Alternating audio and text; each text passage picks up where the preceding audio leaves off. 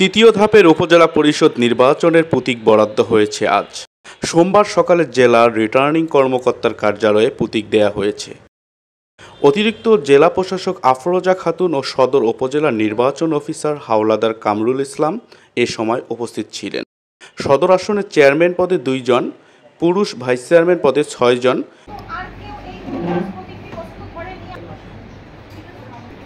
ও মহিলা vice chairman পদে 2 জনের মধ্যে ইন্দ্রাণী ভট্টাচার্য নামের এক প্রার্থী তার প্রার্থিতা প্রত্যাহার করে নেয়ায় একমাত্র প্রার্থী হিসেবে লতিফা বেগমকে বিনা প্রতিদ্বন্দ্বিতায় নির্বাচিত ঘোষণা করেন নির্বাচন কমিশন।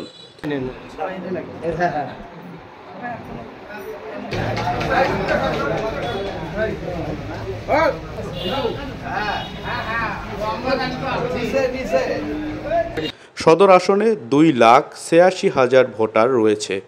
আগামী 29 মে এ নির্বাচন অনুষ্ঠিত হবে।